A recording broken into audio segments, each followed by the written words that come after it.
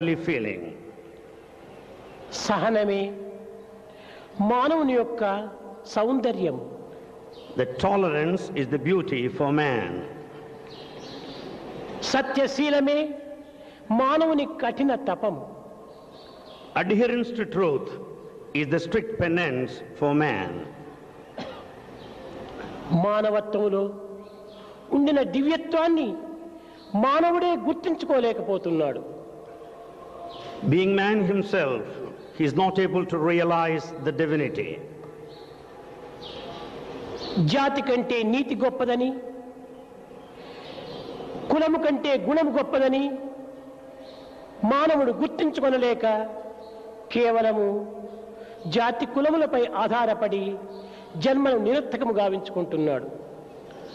Man is wasting his life not realizing the fact that morality is greater than the nationality. It is the character more important than the caste.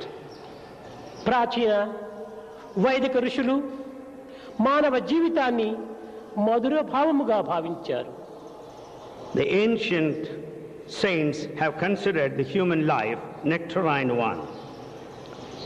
ఈ పవిత్రమైన మధుర భావమును సంరక్షించుకోవటమే మానవుని ప్రధాన కర్తవ్యము. The man's responsibility lies in preserving the sacred nectarine feeling. ఇది త్యాగమునందే మనకు రూపొందును కానీ స్వార్థమునందు మనకు లభ్యము కాదు. This lies in sacrifice and not in selfishness. మానవుడు మధుర భావమునే కోల్పోయిన మానవత్వమునే కోల్పోయిన వాడవుతాడు.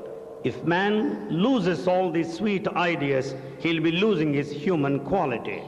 కనుక మానవత్వములో ఉండినటువంటి యొక్క దివ్యత్వము మధుర భావమైనటువంటి మాతృతత్వమే. The divinity in humanity is this motherly feeling.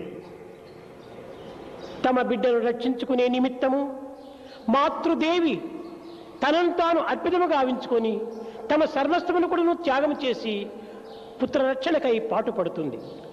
Mother struggles very hard and is prepared to sacrifice her own self for the sake of the child.